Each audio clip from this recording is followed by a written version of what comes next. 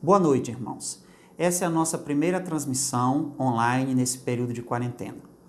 Desde o início da semana, o pastor Júnior e eu temos seguido à risca as orientações dadas pelas autoridades competentes no que tange ao combate à pandemia do Covid. Por isso, suspendemos temporariamente as atividades presenciais, tanto aqui no templo quanto nas casas. Durante esse período, nós vamos estar usando a tecnologia que temos à disposição, a internet, o nosso site, as nossas redes sociais, para estarmos nos comunicando com você, dando os avisos necessários e importantes e também para estarmos compartilhando a palavra de Deus, que é alimento para a nossa alma. Que Deus possa estar nos iluminando nesse tempo e que em breve nós possamos estar juntos compartilhando da comunhão dos santos. Eu quero enfatizar, antes de avançar para a mensagem, que nós vamos suspender durante esse período a exposição da primeira carta aos Coríntios que estávamos fazendo aqui na igreja e vamos trazer mensagens direcionadas para esse tempo de incertezas que estamos vivendo. Assim que retornarmos ao culto público, nós vamos retomar a exposição do ponto onde ela parou. Eu peço que você fique conosco após a mensagem, onde vamos estar trazendo alguns avisos importantes para aqueles que fazem parte da Igreja Cristã Eterna Aliança. Que Deus possa estar nos abençoando e nos conduzindo durante esse período. Vamos orar. Deus querido, em nome de Jesus, antes de qualquer coisa, nós queremos reconhecer e agradecer pela Tua soberania. Sabemos, Pai, que o Senhor está no controle da história e no controle dessa situação que estamos vivendo. Pedimos que o Senhor possa estar nos dando o discernimento, o entendimento necessário e que nós possamos, Pai, acima de qualquer coisa, olhar para Ti, confiar em Ti, confiar na Tua boa mão e na Tua provisão, confiar no Teu cuidado e saber, Pai, que há um propósito por trás de tudo isso. Que nós possamos nos ajudar mutuamente e combater através da oração, combater através da leitura da Tua palavra, Pai, todo sentimento, Pai, depressivo, todo sentimento de desespero, todo sentimento de medo, todo sentimento de egoísmo, mas que, pelo contrário, nós possamos dar mostras claras do amor cristão que pregamos, do amor cristão que está expresso na Tua palavra, que nós possamos dar mostras claras desse amor neste período. Assim nós oramos e Te agradecemos em nome de Jesus. Amém e amém. Amém, queridos. Vamos para a palavra de Deus. Vamos abrir a palavra de Deus no livro de Abacuque, no capítulo 3, versículo 1. Vamos ler.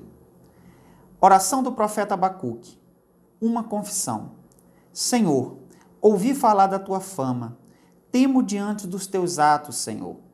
Realiza de novo em nossa época as mesmas obras. Faze-as conhecidas em nosso tempo. Em Tua ira, lembra-te da Tua misericórdia. Deus veio de Temã, o santo veio do monte Parã. Sua glória cobriu os céus e seu louvor encheu a terra. Seu esplendor era como a luz do sol. Raios lampejavam de sua mão, onde escondia o seu poder. Pragas iam diante dele. Doenças terríveis seguiam seus passos. Ele parou e a terra tremeu. Olhou e fez estremecer as nações. Montes antigos se desmancharam.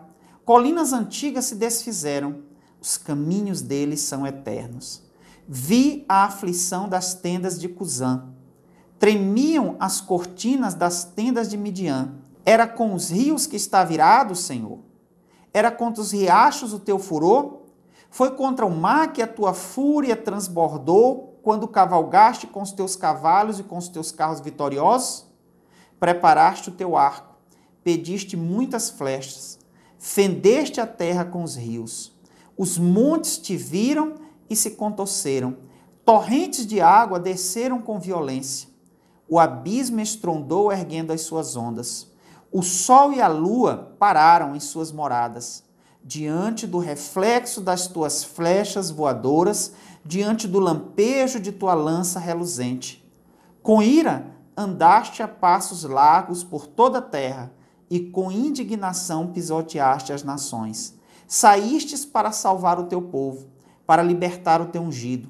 Esmagaste o líder da nação ímpia, tu o desnudaste da cabeça aos pés. Com as suas próprias flechas lhe atravessastes a cabeça, quando os seus guerreiros saíram como um furacão para nos espalhar, com maldoso prazer, como se estivessem para devorar o necessitado em seu esconderijo. Pisaste o mar com os teus cavalos, agitando as grandes águas. Ouve isso, e o meu íntimo estremeceu, meus lábios tremeram, os meus ossos desfaleceram, minhas pernas vacilaram. Tranquilo, esperarei o dia da desgraça que virá sobre o povo que nos ataca. Mesmo não florescendo a figueira, não havendo uva nas videiras, mesmo falhando a safra de azeitona, não havendo produção de alimento nas lavouras, nem ovelha no curral, nem bois no estábulo, ainda assim exultarei no Senhor e me alegrarei no Deus da minha salvação.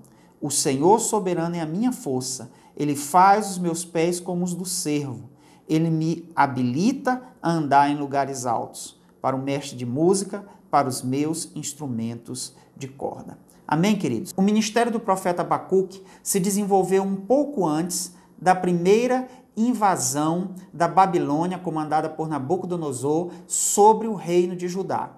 Nesse período, Israel vivia talvez uma das épocas de maior degradação.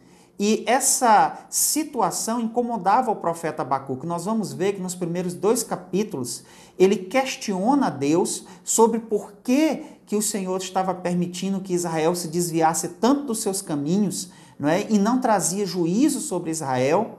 E depois, nós vemos na sequência, ainda nesses 2 primeiros capítulos, o Senhor falando a Abacuque, dizendo que ele ia trazer juízo, que ele ia trazer, pesar sua mão sobre o reino de Judá, e que esse juízo viria através de uma nação ímpia, a Babilônia. Abacuque, então, ele questiona o Senhor por que o Senhor, mesmo sendo necessário fazer esse juízo, usaria uma nação ímpia. E no meio dos seus questionamentos, ele compreende que aquela situação completamente adversa, aquela situação de desespero, estava dentro de um propósito de Deus para salvar a nação de Israel. E por isso ele conclui no capítulo 3, onde nós vamos nos deter nessa mensagem, orando a Deus, reconhecendo que o juízo de Deus virá, reconhecendo que aquela nação ficará numa situação extremamente complicada, mas acima de tudo, glorificando a Deus e reconhecendo que há um propósito de Deus que vai culminar para o bem do seu povo, para o bem da nação de Israel.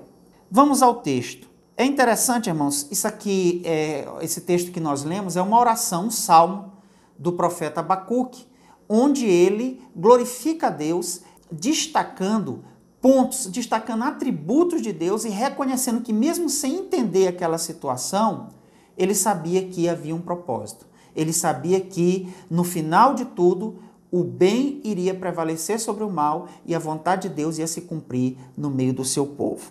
Entre os versículos 1 e o versículo 4, Abacuque ele louva a Deus por sua glória. É importante nós lermos aqui no versículo 2, quando ele diz assim: Senhor, ouvi falar da tua fama, temo diante dos teus atos. Senhor, realiza de novo em nossa época as mesmas obras, faze-as conhecidas em nosso tempo. Em tua ira, lembra-te da tua misericórdia. É interessante, amados, que ele começa essa oração mostrando a sua perplexidade diante do que ia acontecer. Aquilo que Deus tinha revelado ao profeta Abacuque trouxe alarme, trouxe perplexidade, trouxe surpresa, porque ele esperava que o Senhor fosse pesar sua mão sobre a nação por causa dos seus pecados, mas ele jamais esperava que seria de uma maneira tão assoladora. Ele expressa essa perplexidade logo no início da oração. Ainda no versículo 2, ele lembra ao Senhor dos seus feitos e clama pela sua misericórdia. É interessante isso, irmãos. Quando esse texto, inclusive, é um texto bem conhecido da palavra de Deus, aviva ao Senhor a tua obra no meio dos anos, mas é interessante nós entendermos o contexto. O que Malaquias está fazendo aqui é pedindo a Deus, não é, que Deus possa realizar os atos que realizou em outro tempo, que são os atos de salvação, as maneiras que Deus interveio para salvar o seu povo, não é, desde Abraão, passando pelo Egito, passando por Josué, por Moisés, passando pelos juízes, passando pelo período dos reis, as maneiras miraculosas que Deus tinha de diversas vezes vindo em socorro de seu povo. Então ele pede a Deus que Deus lembre desses seus feitos e que mais uma vez venha em socorro do seu povo. Ele clama por misericórdia. Ainda que ele esteja diante de um juiz anunciado por Deus, ele não esquece que Deus é misericordioso. E ele pede que Deus se lembre desses feitos do passado e possa mais uma vez intervir com misericórdia em favor do seu povo. Ele continua nos versículos 3 e 4, exaltando a Deus por sua glória excelsa. Ele diz aqui no versículo 3 o seguinte: Deus veio de Temã, o santo veio do monte Parã, sua glória cobriu os céus e o seu louvor enchia a terra. Seu esplendor era como a luz do sol, raios lampejavam de sua mão, onde se escondia o seu poder. Ele exalta a Deus e reconhece que todo poder e toda autoridade estão nas mãos do Senhor. Ele sabe que o juízo vem através desta nação ímpia que era a Babilônia, uma nação, o império mais poderoso daquela época. Porém, ele sabe que acima desse império está o poder de Deus, está a soberania de Deus. Trazendo para o nosso contexto, é claro que nós não estamos num contexto tão adverso quanto este, mas num tempo desse de incerteza, é fundamental que compreendamos que Deus não perdeu o controle da situação. É fundamental que compreendamos que acima das calamidades está o poder de Deus e que Deus, ele tem o domínio sobre esses acontecimentos para que,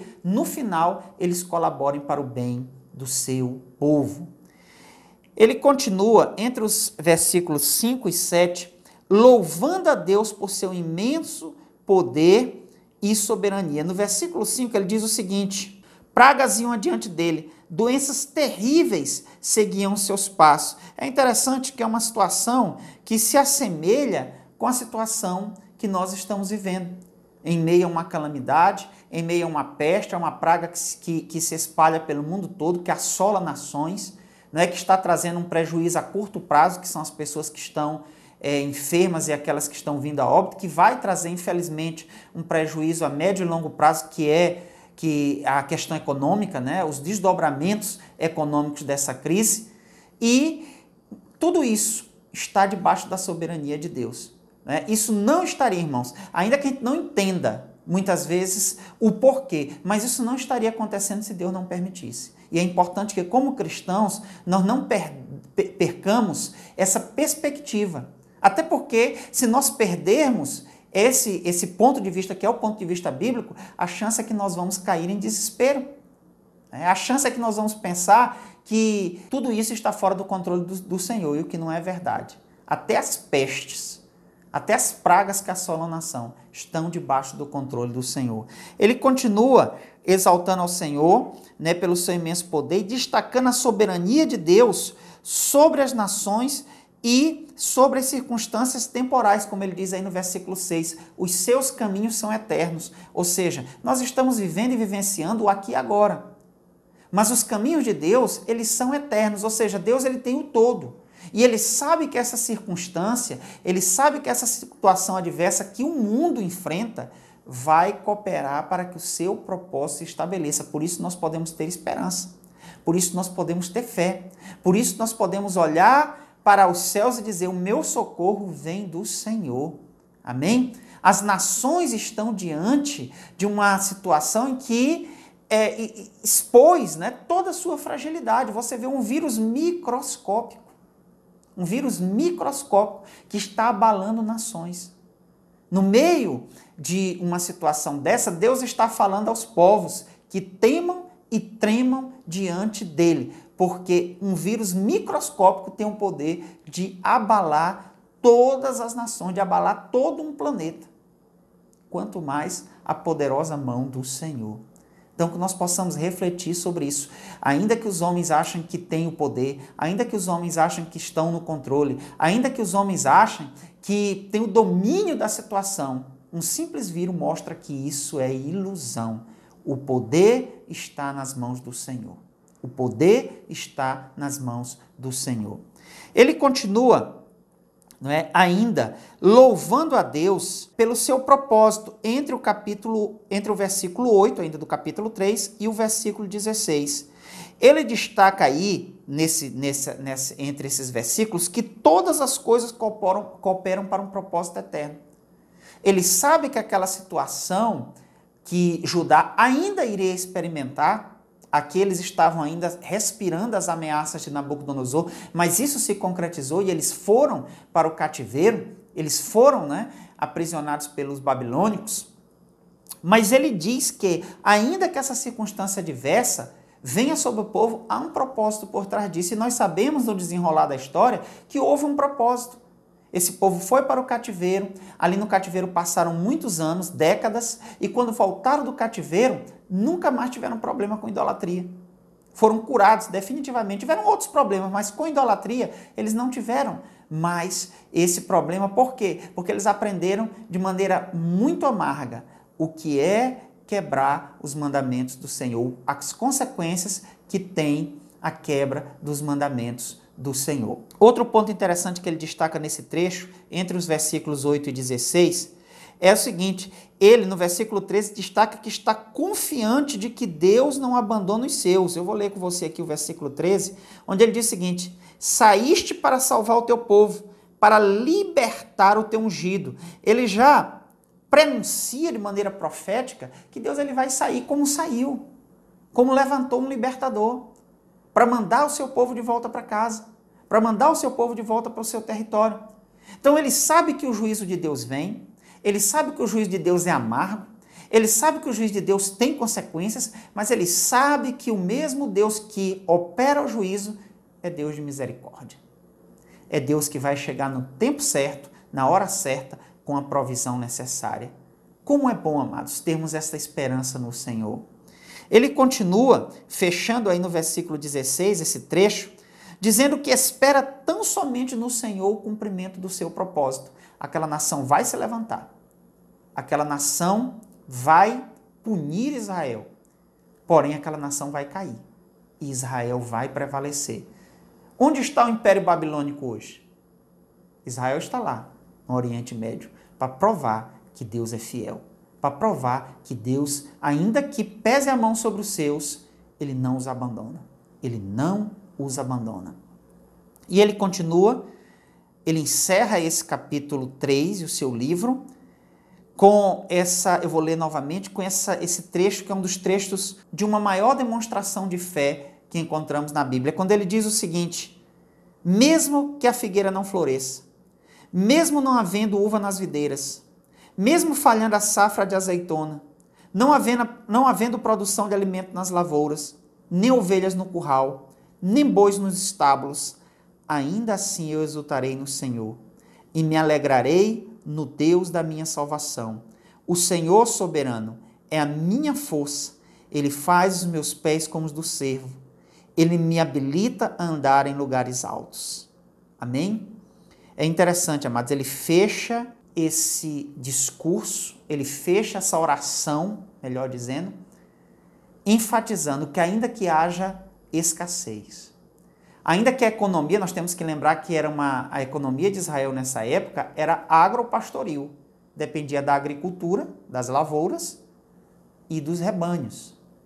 Ele diz que ainda que tudo isso falte, ainda que haja um período de fome, ainda que haja um período de escassez, ainda que haja um período tenebroso, ele confia no Senhor. E mais, ele se alegra no Senhor. Isso é que é importante. Ele se alegra. Irmãos, parece um contrassenso. Como que você vai se alegrar num período de dificuldade, num período de adversidade, num período onde aquilo que é básico, o sustento, pode faltar? Como? Mas ele olha para Deus, ele sabe que Deus é provedor. Ele sabe que Deus é cuidador do seu povo e por isso ele se alegra. Ele se alegra no Deus da sua salvação. Porque, irmãos, independente da situação que estejamos enfrentando nesse mundo, nossa pátria não é aqui. É óbvio que nós não vamos ter uma visão fatalista diante de um fato como os que estamos enfrentando e vamos dizer, não, vamos morrer. Não é isso que eu estou dizendo. Mas, ainda que a situação se torne a pior possível, e nós cheguemos a um período de escassez, cheguemos a um período onde possamos contemplar coisas terríveis, a nossa esperança está na eternidade. Nós não podemos perder isso de vista. Esperamos e cremos que essa crise que estamos enfrentando não vai chegar a esse patamar. Porém, irmãos, nós precisamos estar preparados para tudo. Para a perseguição, para o martírio, para tudo. Com a esperança de que o nosso coração e a nossa pátria está na eternidade. Ele se alegra no Senhor porque Deus é a sua fortaleza. No momento como esse, nós olhamos para emprego, nós olhamos para a sociedade como um todo, como para o dinheiro, para os bens. Nada disso pode nos fortalecer. Nada disso pode ser uma âncora para nós. Por isso que muitos entram em desespero. Mas nós olhamos para o Senhor, nós confiamos no Senhor e nós sabemos que o Senhor, Ele vai nos fortalecer em meio à adversidade. E ele se alegra no Senhor porque ele sabe que no Senhor os seus passos são firmados. Ele usa aqui a ilustração do cervo, a corça, que andam em lugares altos, nos penhascos, e eles conseguem se firmar e não cair desses penhascos. O que ele está dizendo aqui? Que em meio às adversidades o refúgio dele é o Senhor, que é um monte seguro, e que ele faz com que, em meio a tudo isso que estamos vivenciando, a esse desespero que está sendo propagado, nossos pés estão firmes no Senhor, na sua palavra, e nós sabemos que o Senhor ele virá ao nosso socorro. Ele responderá às nossas orações. Amém? Diante de tudo aquilo que expus, eu quero trazer algumas aplicações práticas. Em primeiro lugar, devemos entender que todas as coisas estão debaixo do controle de Deus e cooperam para o nosso bem. Romanos 8, 28. Todas as coisas cooperam para o bem daqueles que amam a Deus e são chamados segundo o seu propósito. Então, amados, é óbvio que num período como esse surjam dúvidas, surjam questionamentos, mas se volte para a palavra de Deus e creia naquilo que a palavra de Deus diz. Essa circunstância adversa que estamos vivendo, ela está cooperando para o nosso bem. Ela está cooperando para o cumprimento do propósito de Deus ao decorrer da história. Por isso, nós podemos nos alegrar no Senhor. Então entenda isso, não se deixe abalar e não se deixe abater pelo desespero, pelo medo. Olhe para o Senhor e saiba que Deus tem um propósito em meio a essa crise que nós estamos vivendo como humanos, como seres humanos. Segundo, precisamos voltar os nossos olhos para aquilo que nos traz esperança. Lembra aquela passagem de Lamentações, do profeta Jeremias, capítulo 3, versículo 21, que diz que nós devemos voltar os olhos para aquilo que nos traz esperança. Você liga o noticiário desde o início da manhã até o final da noite e as mensagens, em sua maioria, que são transmitidas são mensagens de desespero. São mensagens que muitas vezes trazem o pânico. Mas olhe para a palavra, olhe para o livramento que Deus deu ao seu povo, tanto ao povo de Israel como ao seu povo igreja no decorrer da história. Olhe para aquilo que traz esperança. Olhe para as oportunidades que surgem diante de nós. Nós estamos em família. Nós podemos aproveitar esse tempo para compartilhar a palavra de Deus, para falar àquelas pessoas que estão distantes do amor de Deus, da segurança que só Deus pode dar. Então aproveite esse tempo e traga para si aquilo que lhe traz esperança. Hoje nós temos, graças a Deus, através da internet, muitos meios de edificação, muitos meios onde podemos nos alimentar com a palavra de Deus. Então, utilize esse tempo, trazendo ao seu coração aquilo que lhe traz esperança. Outra orientação que eu trago, em cima daquilo que esboçamos aqui nesse trecho de Abacuque, é: ore em consonância com as sagradas escrituras para ter o discernimento necessário nesse tempo. Nós devemos sim seguir as orientações das autoridades, nós devemos sim nos manter informados, mas não podemos tirar os nossos olhos das Escrituras. E as nossas orações nesse tempo, para que elas sejam bíblicas, para que elas sejam eficazes, elas não podem seguir o curso do desespero do mundo, elas precisam seguir a direção da palavra de Deus. Então, ore em consonância com a palavra, se alimente da palavra, se fortaleça espiritualmente, gaste tempo orando, entre no teu quarto, você tem agora o dia todo para fazer isso. Entre no seu quarto, interceda, ore pelos seus familiares, ore pelos seus vizinhos, ore pela igreja, ore pelas pessoas que não conhecem a Jesus para que elas possam conhecer, ore para que o desespero não assole a população e essa população ela saia do controle e o controle social seja perdido. Ore por isso. Nós temos um relógio de oração na nossa igreja e nós temos aí motivos de oração, então ore por esses motivos em consonância com a palavra de Deus. E por fim, aproveite esse tempo e louve a Deus. Independente das circunstâncias, louve a Deus. Nós vimos aqui, durante essa explanação, que Abacuque estava vivendo, juntamente com o povo de Israel, uma situação de desespero, uma situação de falta de perspectiva. Mas Abacuque escolheu louvar ao Senhor, escolheu louvar o Deus da sua salvação, o Deus que fortalecia os seus passos. Então ore e louve a Deus, cante louvores, enalteça o Senhor, bendiga o Senhor. Enquanto muitos se desesperam, você louva.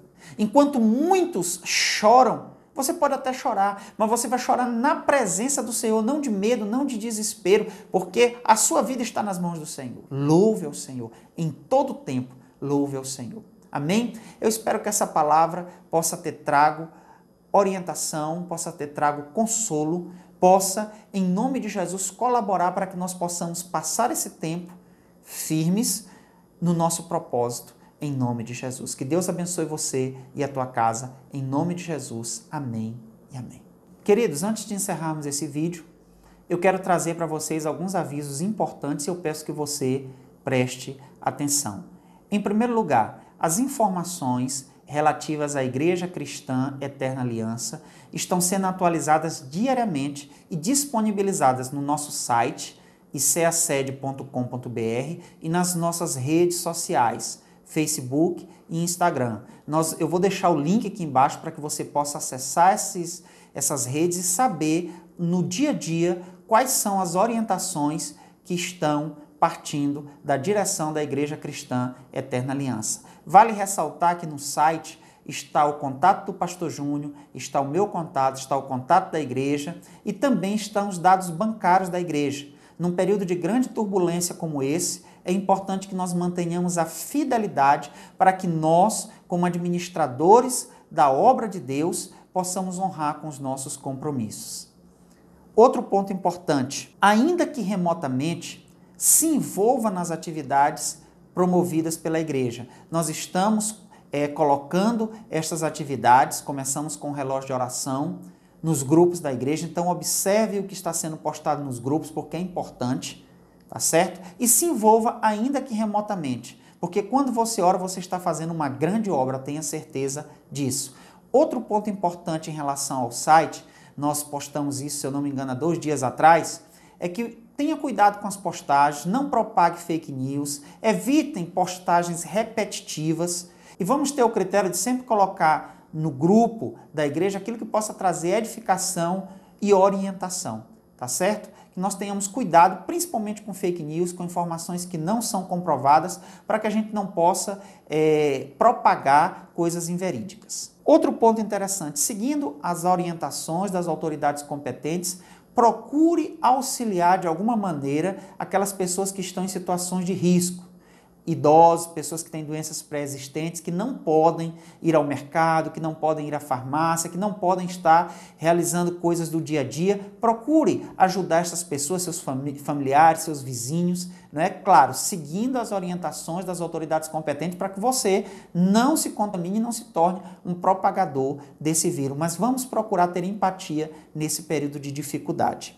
E por fim, nós pedimos a você que você possa aproveitar esse tempo para estar em comunhão com a sua família, está edificando a sua casa através do culto doméstico, está também tendo tempo de lazer, tempo de qualidade, tempo de comunhão. Aproveite esse tempo para fortalecer os seus laços familiares, que depois desse período de quarentena, as nossas famílias possam sair mais fortalecidas, mais unidas, mais coesas, em nome de Jesus. Eu espero que todo esse material que nós disponibilizamos possa ter sido útil para você e peço mais uma vez que você possa estar compartilhando essa palavra de esperança com seus amigos. Que Deus abençoe você, que Deus abençoe a tua casa. Nós esperamos que o mais rápido possível nós possamos estar juntos em comunhão como Igreja do Senhor, em nome de Jesus. Amém e amém.